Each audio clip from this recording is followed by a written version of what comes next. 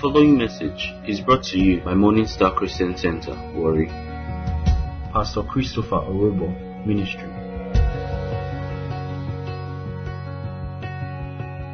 Praise the Lord.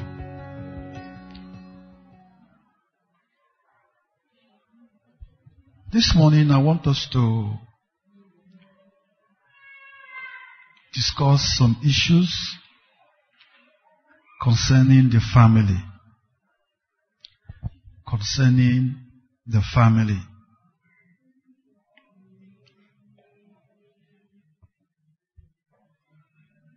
I want us to understand that the family is the most important institution in this world. The family, the small family, is the most important institution in the world. Now, when I say the family, I mean husband, wife, and children. Do you understand? That is what I mean when I say the family. I mean husband, wife, and children. I'm not adding your uncles, no. I'm just talking about husband and wife and their children. That is what I mean.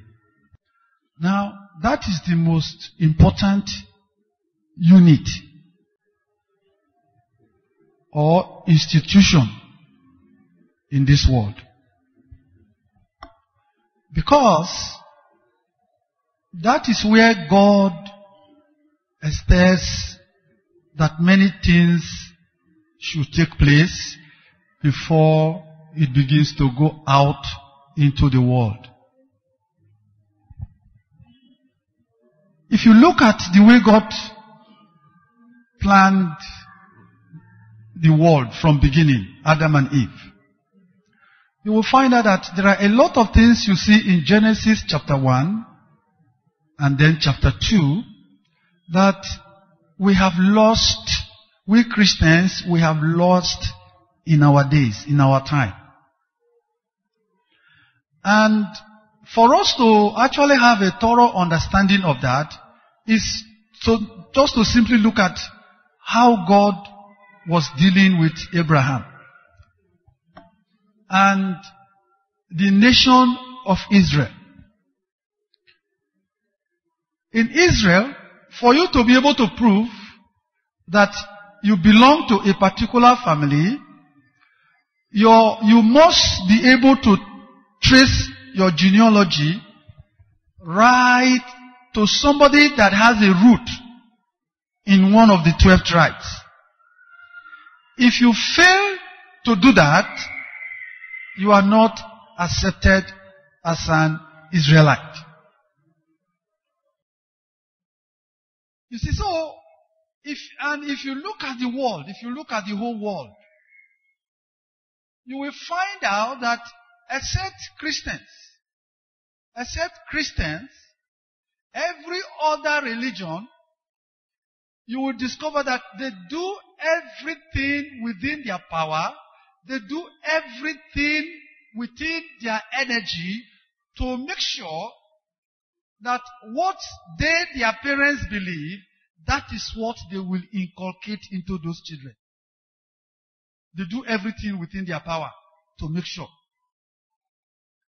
But it is only we who are Christians who appears to be negligent, to be careless. It's only we who are Christians who appear not to bother about what our children are going to believe later or what they are not going to believe.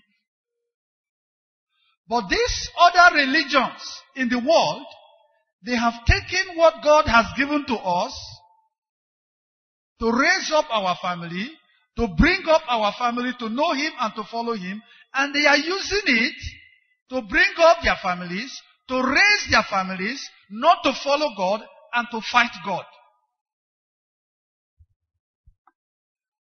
You see, so, when you look at the world today, when you look at this country, when you look at Nigeria today, We have so many people who profess to be Christians who are not committed to the cause of Christ. We have so many people who say they are Christian by religion, but they are not committed to the purpose of Christ. We have people who say yes, they are Christians by religion. When they want to fill any official form, they will put Christianity there, but indeed, they don't even know what they are talking.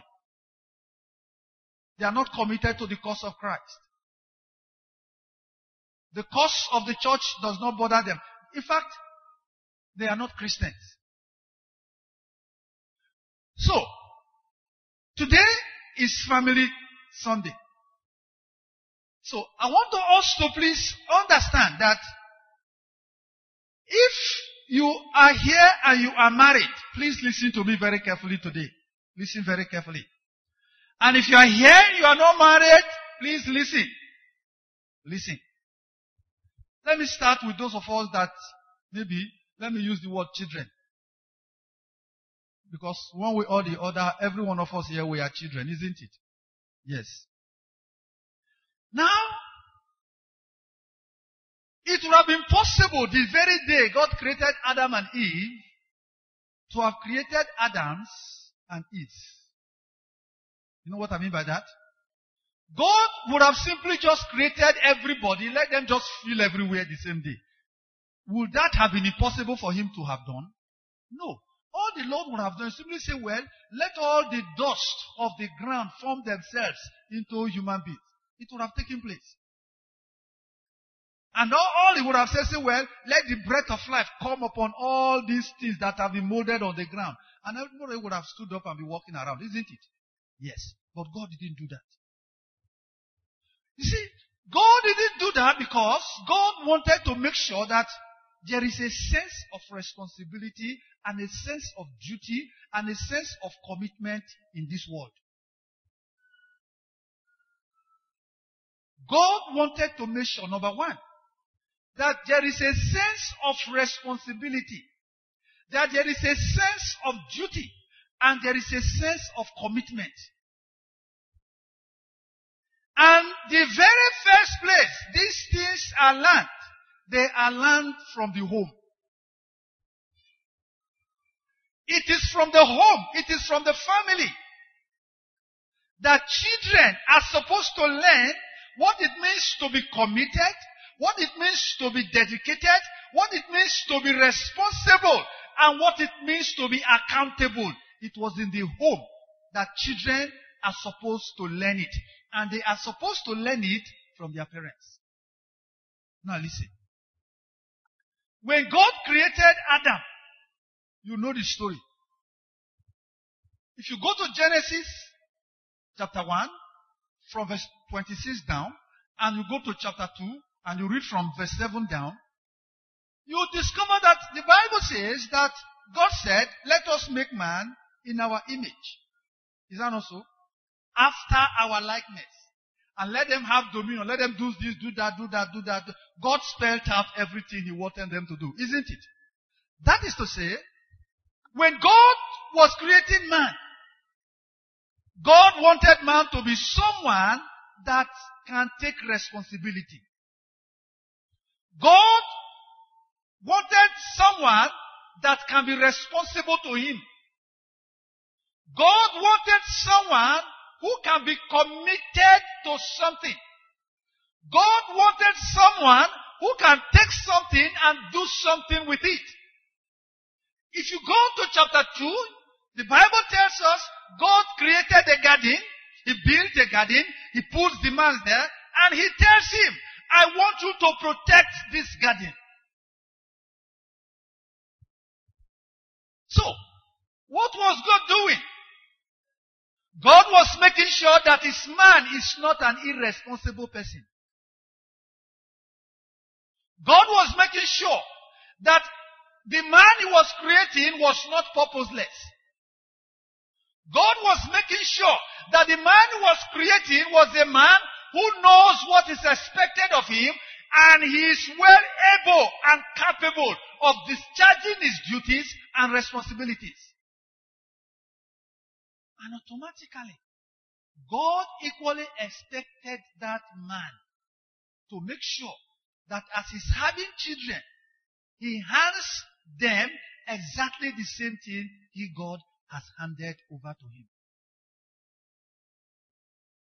So listen, if you are here this morning and you are still staying with your parents, you are still living with your parents, I will please want you to know that if you don't learn responsibility there, if you don't learn a sense of duty there, if you don't learn a sense of commitment there, it will be difficult for you to learn it somewhere else. I didn't say that you cannot learn it somewhere else. Is that what I said? No. I didn't say you cannot. You can, but it will be difficult. It will be difficult. When your parents tell you do this, and you rebel. When your parents say do that, and you refuse. When they say go there, and you don't, or you go when it pleases you. When they say please don't go to that place, you disobey them and you are going. I will please want you to know that you are gradually imbibing the spirit of rebellion, stubbornness, and disobedience. And the Bible classifies it as the spirit of witchcraft. I don't want you to assume that it is only the person that is flying in the night that is a witch. No.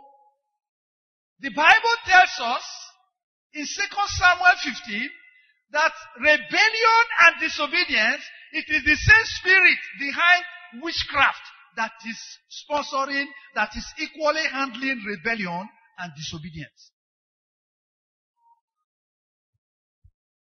So, I want us to understand as a family that it is your responsibility as husband and wife to teach your children, to teach them.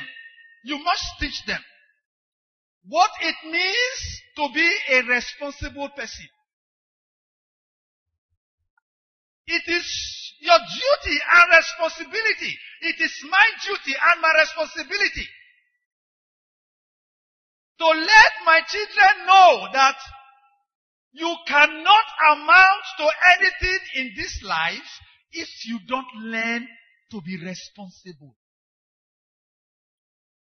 If you don't learn to be accountable. What does it mean to be accountable? Accountability simply means when somebody gives you a responsibility, you are able to discharge that responsibility and come back to the person who gave it to you and tell the person, this is what I have done. Accountability means you have sent somebody an errand. The person has gone. Now the person is back. The person now comes back to say, this is where you sent me to. This is what you said I should go and do. And this is how far I have done it. It is our duty as parents to let our children know that in this world, they must be accountable. That in this world, they must be responsible people. We must teach them to be committed in this. And how do you teach them commitment? You give them something to do. You give them something to do. Apart from their schoolwork, you give them something to do in their house. And you monitor they are doing it. Let me tell you why you better open your ears and hear what I'm telling you now. You know, some time ago we were showing to you what Alice Bailey, more than 70 years ago, what she propounded. And those of you who bothered to Google that woman and her lifestyle, you will know that she was a Satanist. And all those things she propounded, they were inspired by Satan. But you see, those are the things the government of the world are implementing today. To make matters worse, Alice Bailey categorically said that what she is after, what her policies and principles and doctrines is after, is to destroy Christian homes, Christian marriages, is to destroy it. That her intention is after Christian marriages. Because it is only the Christian home and the Christian family that is a replica of what God wants of a family and of a home. You see, we must show our children, we must teach our children. We must let them know, say, look, in this life, you must be committed. You must, look. Those of you that are here and you have children, you know, normally when children are growing up, when they are learning to walk, when they are creeping, you know that when children start creeping, they start playing with things. Is that not so? Now, as they begin to creep, they begin to touch things, they begin to play with things. Immediately your children start creeping. That is when the discipline should start. That is where and when the discipline should start. You know why? When the child is creeping towards electricity, you carry the child from that angle and you tell the child where you are going to is unsafe. Why are you doing that? Because electricity is dangerous. Is that not so? When the child is creeping and playing towards fire or towards stove, what do? You remove that child. See, all these things you are doing, you may not know. You are not only protecting that child from harm, you are teaching that child that certain things should not be touched. That certain things should not be played with. When the child is placed toward the television, you know that child can carry something and break the TV, isn't it? You don't allow the child to do that. When the child is growing up, and the child is beginning to talk, beginning to speak, when the child is talking foolishly, what do? You tell the child that is not the way to talk. Please follow me carefully. When you neglect these things in the lives of your children, when you neglect to discipline these children, when you neglect to let them know that certain things they cannot do, unknowingly to you, you are raising a criminal. What did I say? You are raising a criminal. You are raising a hoodlum. You are raising a problem to your life and to the society. You are raising a vagabond. Christian parents, please listen. If you don't raise up these children properly, you are raising a future cultist, a future armed robber. When your children go to school and they come back, you don't find out, do you have homework? Because you assume that because you have paid their school fees, you have bought their uniforms, you have bought all the books. As far as you are concerned, you have discharged your responsibility as a Christian. Please. Or as a parent. Please, you have not. In fact, you have not even started. The day God created Adam and Eve, after He created them and He gave them the Garden of Eden, did God abandon them? Did God abandon them? Did the Bible not say that God was coming down every evening to fellowship with them? That's what the Bible said. The Bible says every evening. Look, I want you to just think about it. This God is all-knowing, isn't it? Is God all-knowing? This God is all-knowing. He has created a man. He has given him a wife. He has built a house for them. He has put them there. But yet, the word of God says, every evening in the cool of the day, that God will climb down from heaven to come and meet them and fellowship with them. What was he doing? He was checking with them. He was letting them know, say, look, oh boy, I am concerned about you. The duties and the responsibilities I gave to you, I want to be sure that you have done them well. Adam, how far are you going? The garden, did you clean this garden today? All these rivers that are here now, I hope you are not throwing debts inside them. How are you managing? Eve, how now? How your husband? How now they? God was coming down in the cool of the evening every day to check on the family he created. As parents, it is our duty, it is our responsibility to watch over our children, to watch over them, to watch over them. From the day they were conceived in the womb until they have become husband and wife themselves. It is our duty to watch over them. Even after that, it is still our duty to see what they are doing. Follow me closely. Now, please, I want you to give us Genesis, please. Genesis 18. Media, be very fast. Please, turn your Bibles. Turn your Bibles to Genesis 18. Turn your Bible.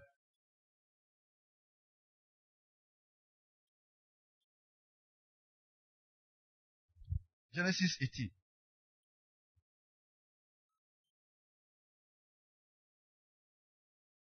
Verse 16. And the men rose up from thence and looked towards Sodom. And Abraham went with them to bring them on the way. And the Lord said, shall I hide from Abraham that thing which I do? Seeing that Abraham shall surely become a great and mighty nation, and all the nations of the earth shall be blessed in him. For I know him. Please follow. For I know him, that he will command his children and his household after him. And they shall keep the way of the Lord, to do justice and judgment, that the Lord may bring upon Abraham that which has been spoken of him. And the Lord said, please, look at me. Look at me now. Remove your eye from Bible. Look at me.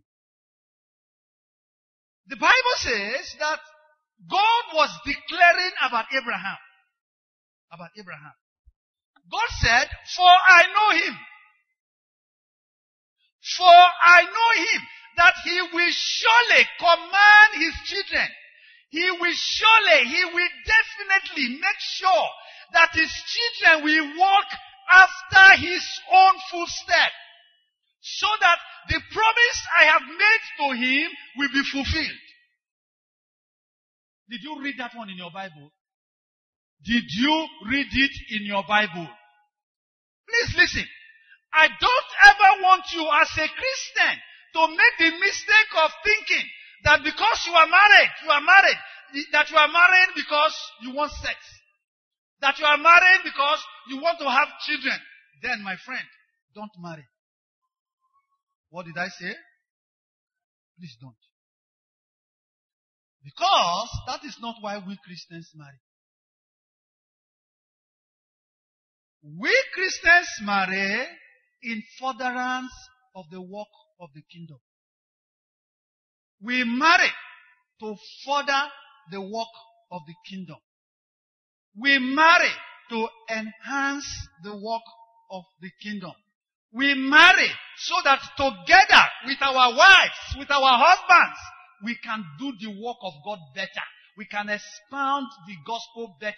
We can live the Christian life better. We don't marry for our own selfish reasons of sex and children. No, that is not why we marry.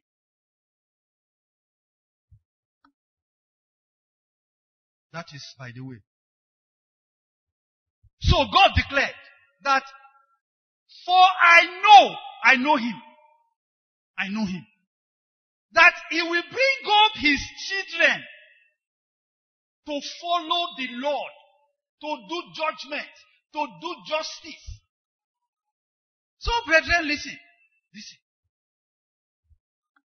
Abraham is able to bring up his children to follow the Lord, to know the Lord, to serve the Lord, because Abraham himself is following the Lord. He knows the Lord. He is serving the Lord. He is committed. He is dedicated. He is concentrated. His children, they will see him that indeed our Father is following the Lord.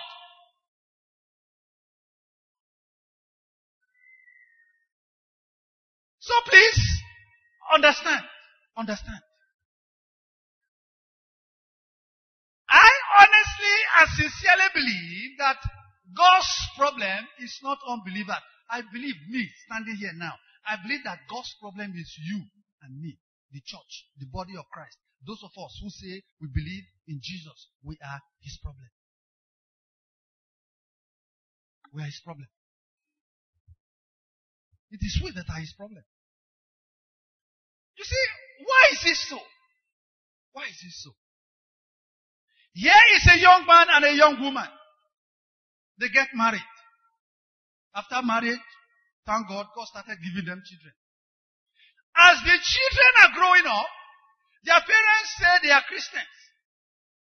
Their parents say they believe in God. They believe in the Lord Jesus Christ. They believe in the Holy Spirit. They go to church. But as the children are growing up, they don't see this Jesus Christ in the lives of their parents. The life their father and their mother, the lives they are living is un-Christ-like. It's not Christ-like. The life they are living is not godly. They live an ungodly life. They don't see the commitment to God.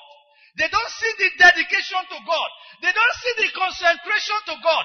There is nothing in their lives that motivates these children to believe that indeed this God, his or her parents are talking about, that is alive, that is real, that he is something that they should follow. There is nothing there. That is why Christians, children, they can be in the secondary school and they can get pregnant. Not all the cases, so they can go to school and they join court. What is the reason? Because somewhere along the line,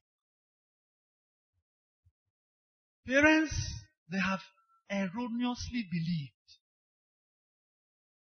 they will know God when they grow up.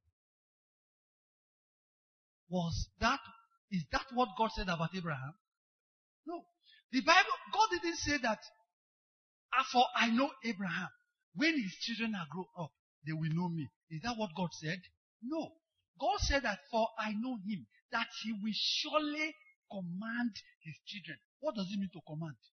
This is what you must do. It was not a case of make your choice. Please, are you listening? That's not what God said. Let me show you another scripture. Please go to Hebrews chapter 11 very quickly. Hebrews chapter 11. Hebrews 11 verse 23. By faith, Moses, when he was born, was hid 3 months of his parents because they saw he was a proper child and they were not afraid of the king's commandment. May you know that every child God is giving to you is a proper child. May you know that. May you know that. By faith, Moses, when he was born, was hid. Okay? Look at verse 24. By faith, Moses, when he was come to years, refused to be called the son of Pharaoh's daughter, choosing rather to suffer affliction with the people of God than to enjoy the pleasures of sin for a season, esteeming the reproach of Christ greater riches than the treasures in Egypt, for he had respect unto the recompense of the reward. By faith he forsook Egypt, not fearing the wrath of the king, for he endured as seeing him who is invisible. Please let me explain something to you here. Let's not something to you here. If you go to Exodus chapter 2, you will see the story surrounding the life of Moses. In fact, chapter 1 and chapter 2. That Moses was born in a time. Moses was born in a time where the king of Egypt ordered that every male child that is born by the Hebrews must die. Are you listening? Are you listening? That was when Moses was born. And the Bible says, when Moses was born, I don't know how they managed. But you see, his parents, when Moses was born, his parents looked at Moses. And the Bible says they saw that Moses was a proper child. And as far as they were concerned, they were ready to risk their lives to make sure that Pharaoh does not touch this one.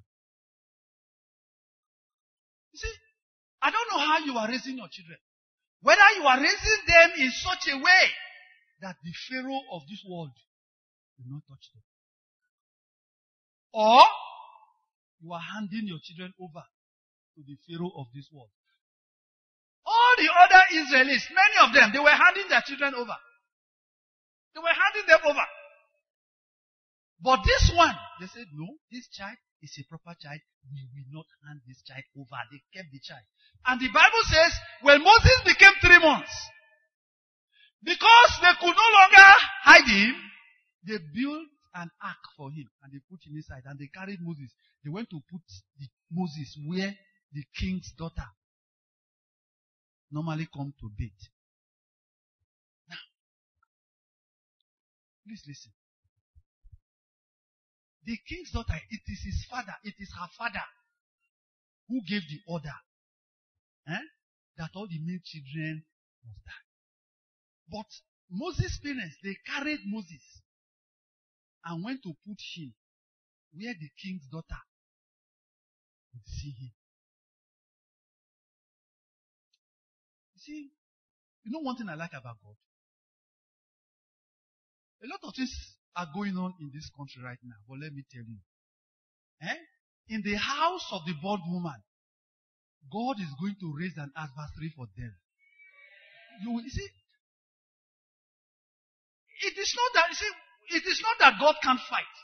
No. You see, many of you sitting down here now, why you have a very weak heart as to what God can do is because you don't know the God that is in the Old Testament. It's not in the New Testament. In the New Testament, all you see is miracles. Abi? So you don't see. Go to the Old Testament. Go and discover. You will discover that God can fight. And God is a very good fighter. In fact, the Bible describes him as the mighty man of... Well, that's not where we are going. So they put Moses under the king's nose. The Bible says when the daughter of Pharaoh saw Moses and the child was weeping, that she had compassion on the child. And she said, this is one of the sons of the Hebrews. She decided to save the child alive. And Miriam, you remember Miriam? It was Miriam that was hiding and watching Moses.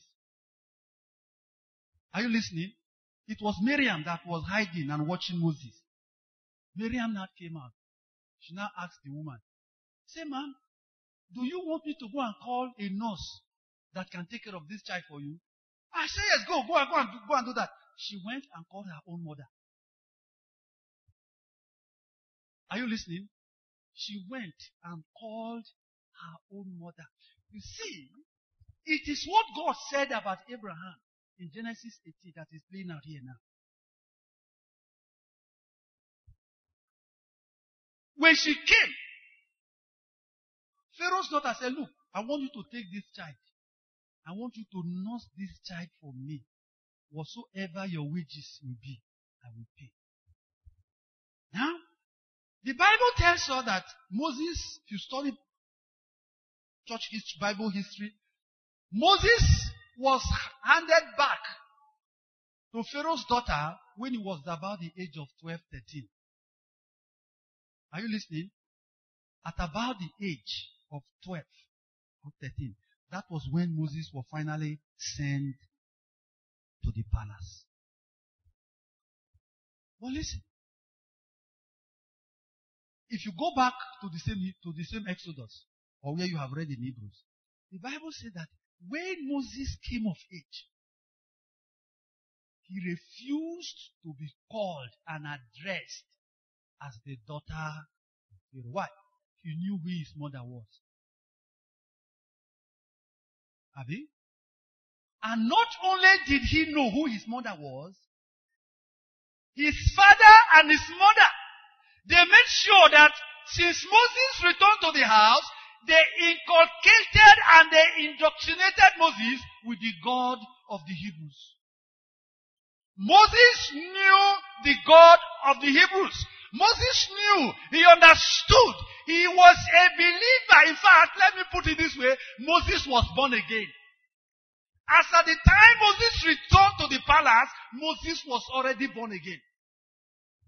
That is to say, of all the idol worship, of all the enchantments, of all the devilish activities, everything that was going on in Egypt, Moses somehow kept himself clean and pure from every one of them. That is why in Hebrews, the Bible says that when Moses came of age, he refused. He refused. And the word of God says, he chose rather to suffer affliction with the children of Israel rather than to enjoy the pleasure of Egypt for a season. Please, open your ears though. We are saying that the seed that was planted in the heart of Moses as a child, when he got to the palace, the splendor, the glory, the pomp, the power of Egypt couldn't remove it from his heart. He abandoned every one of them. If it is you and me today, what will we say? Say, bro, waka with understanding. No. Moses was next to the throne. If we're to be me and you tell us, oh boy, you understand though, just wait some more, Pharaoh will soon die. Once Pharaoh don't die and you become Pharaoh, you can save your people. But you see, you can never use the arm of flesh. Please listen. You think you are clever. Let me tell you. The word of God makes it abundantly clear to us. The word of God tells us that no matter what we are claiming to be doing for the Lord, that the Lord is going to test it with what? If the word of God had ended there, it would have been better. But God didn't end there. The word of God said that even you, even me, if we are going to be saved, how are we going to still get saved? How are we going to still get saved? The word of God says it is still by fire.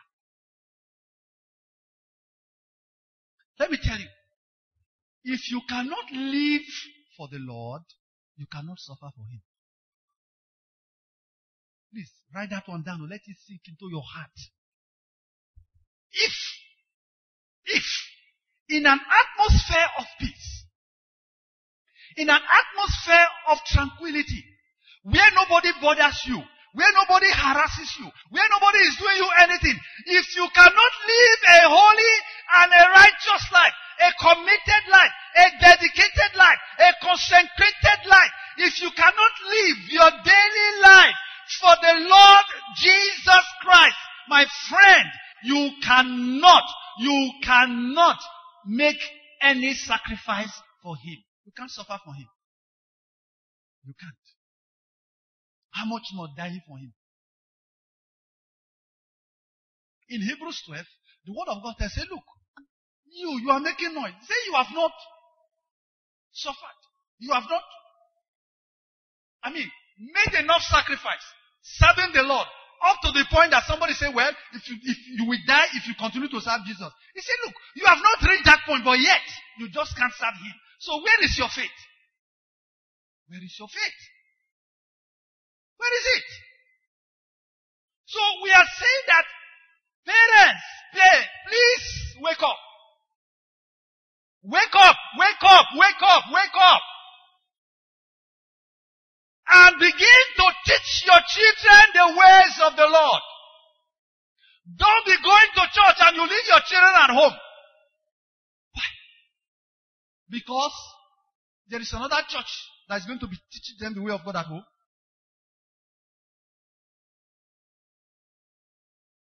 You are going to church. You say, sit down at home. Even on a Sunday morning.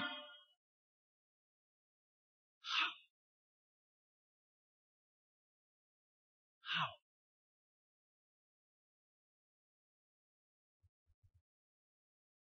The prayer you are going to pray this morning. If you are here, all of us here now, the prayer you are going to pray this morning. You are going to ask yourself, how obedient have you been to your parents? Those of you that are still under your parents. How obedient have you been to them? How? And those of us that are fathers and that are mothers, you are going to ask yourself, how have I been bringing up my children? How have you been bringing them up? Have you been bringing them up to know the Lord?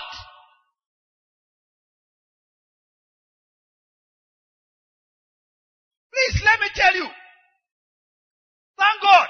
It is good that your children should go to school. They must go to school. I hope you know that I am a believer in going to school. They must go to school. They must study. They must read. They must be engineers. They must be doctors. They must be scientists. They must be anything. Under this, they must be anything. But let me tell you something. Whatsoever you want them to be in this world, if you don't show them that whatsoever you are going to be in this world, it must be for the building of the kingdom. They are going to grow up and build the kingdom of darkness that's going to be destroyed. So that everything you have done is waste. You know, when we normally talk from this place and we talk about God's plans, God's purpose, God's calling for your life, what God wants to do. Please, we are not saying that. We are not talking about being a pastor. Do you understand me? We are not talking about being a pastor. We are talking about being an engineer. We are talking about being a medical doctor. We are talking about being a scientist. We are talking about being an architect. We are talking about being a lecturer. We are talking about being a professor. We are talking about, listen, every profession under the sun, God wants people who can stand there and represent Him. Check Nigeria. Just check Nigeria. If you look at Delta State, is Delta State not supposed to be a Christian state? I am asking you. Is Delta State not supposed to be a Christian state? Are we smelling Christianity in the lives of our leaders? What is the reason? You see, because the leaders themselves, they have not committed themselves to the cause of Christ. You know what? Once you are committed to the ways of the Lord, you must bring discipline. In fact, discipline will come upon your life. Because nobody can follow the Lord without discipline. Nobody. Nobody. You can't follow Him without discipline now. And when we talk about discipline, we are not talking about flogging somebody with cane.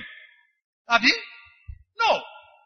When we talk about discipline, we are simply talking about somebody knowing that this is what I am supposed to do, and I must do it within so time, and the person dedicates himself all her life into doing that thing and making sure that it is done. That's discipline. Do you understand? That's discipline. Look at all our leaders across this country. I assure you, more than half of Nigerian leaders, Southeast, South-South, Southwest, Middle Belt, they profess Christianity. Is that not so? Yes, they profess Christianity. But are they committed to the cause of Christ? The answer is no. And that is what makes the difference. Do you understand? That makes the difference.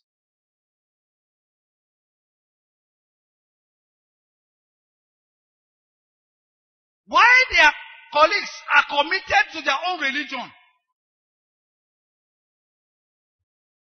Our own, they only have their own by names because they are not committed to the cause of the church.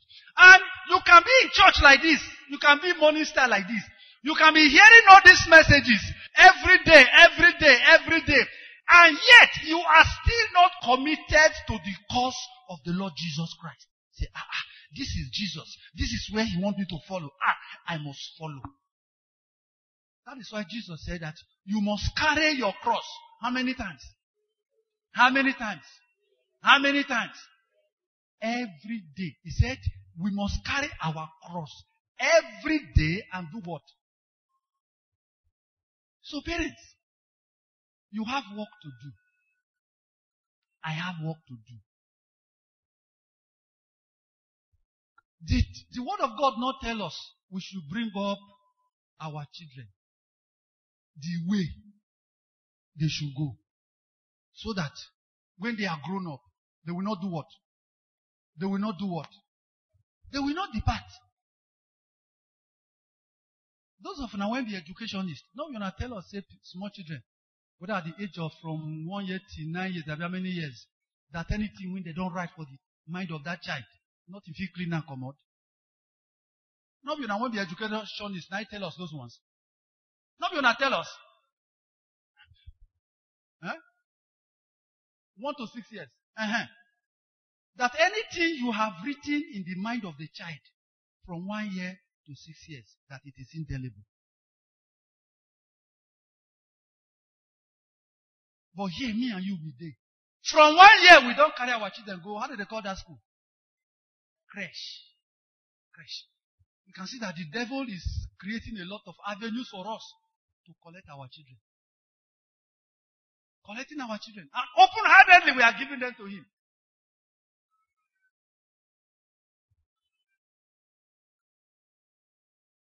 May God give us wisdom in Jesus' name. May God give us wisdom in Jesus' name. That is just only one part of this message. And my time is over. So, brethren, we should know that when God created the family, God wanted order. Order. He wanted order. He wanted discipline. He wanted accountability. He wanted people to be brought up in a responsible manner. He wanted people to be able to be, that people should be traced to their root. When they see you and they say, who is your father? Once the person say, my father is so and so person, they say, no wonder. Now make you be like this.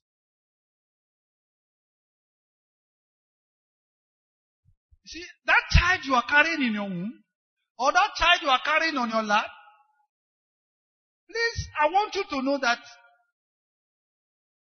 God is looking up to you to raise up that child to know him and to follow him. In spirit and in truth, not religion.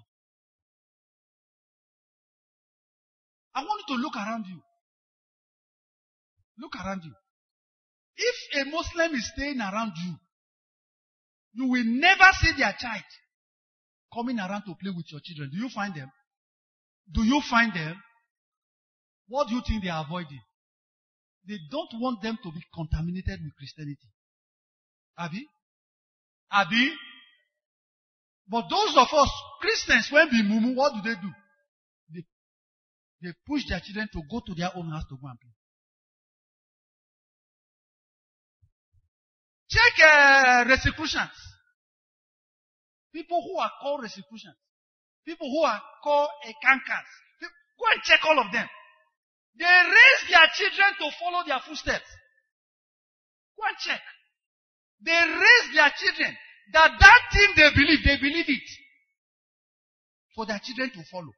Now, the one you believe, how much effort are you making to make sure that this thing you believe, this thing you are following, that your children will believe it, your children will follow it, and that if you die before Jesus comes, you are sure that your children are going to carry it on.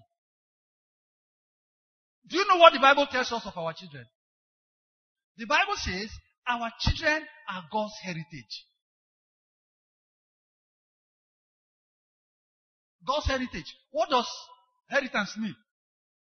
That what God inherits from us in our marriage is what? Our children. So, what kind of child are you raising for God to inherit from you?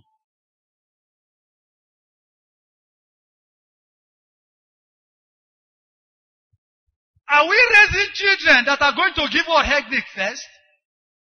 Say, this one, you don't die, don't leave her for us now. It's not born again. How are we going to handle this one?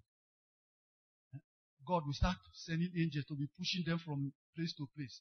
Pushing them to different people who will be preaching. They will hear. Hoping that one day they will get converted.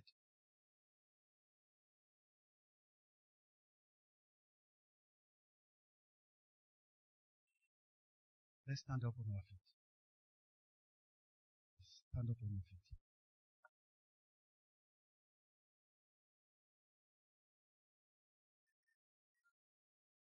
Stand up on your feet.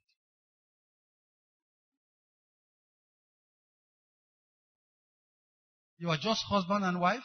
Children are not coming yet. They have not started to arrive. But is there a foundation in your home already? Is there a foundation in your home already showing that your home is a Christian home? That your home is a family home? That God can entrust family duties and responsibility to you? That God can look into your family and say, yes, this is an example? Can God do that? And if children are already coming, how are you faring? How are you faring? Do you have that sense of responsibility, that sense of duty? Are you deliberately bringing up those children? Begin to pray. We'll start praying already. You'll be praying. Are you bringing up those children already to follow your footsteps? Are you bringing up those children already to follow your footsteps?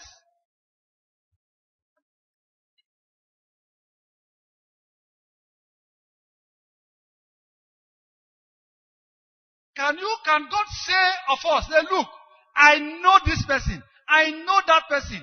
I know brother this. I know brother that. I know sister this. Say, yes. He will bring up his children to follow the Lord. He will bring up his children to know the Lord. He will bring up his children to serve the Lord. Can God say that of me and you? Can God say that of us?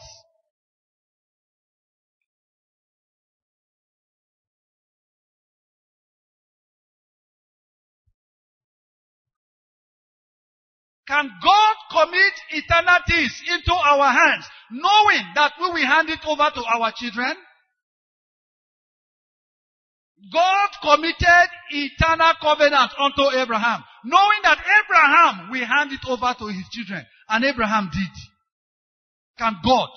Can he commit eternal things into your hands, into my hand?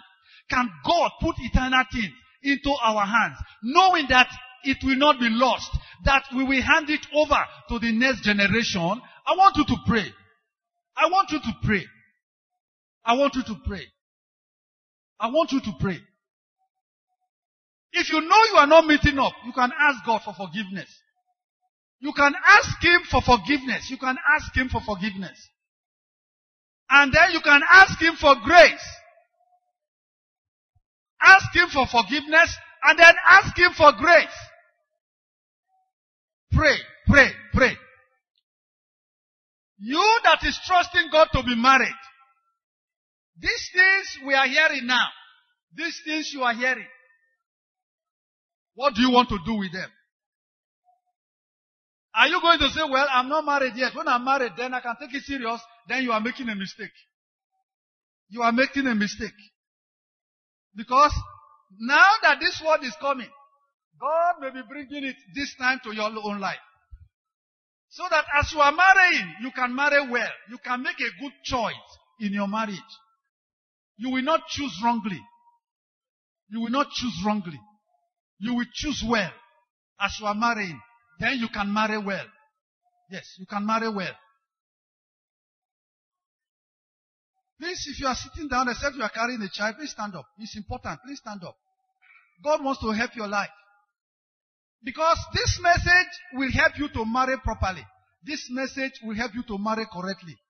This message, it will help you. You will not marry a wrong person. Because you know the life God wants you to live. Because you know what God wants you to do. Because you know the kind of family God wants you to raise. You will know the kind of woman or the kind of man you should accept as husband or as wife.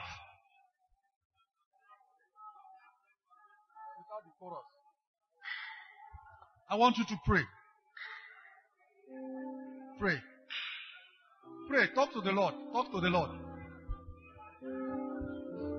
When we talk about discipleship, the first group of people God gives you to disciple are your children. Father, help me to be a good discipler for my children. For those of us that are not yet married, maybe you have younger ones. Can you say, Father, I pray God for grace to be a good discipler for my younger ones. Can you pray? Every one of us, we have responsibility as far as this message is concerned. Please pray. It's not a case of dumping your children with the children's church. You must do your part as a parent.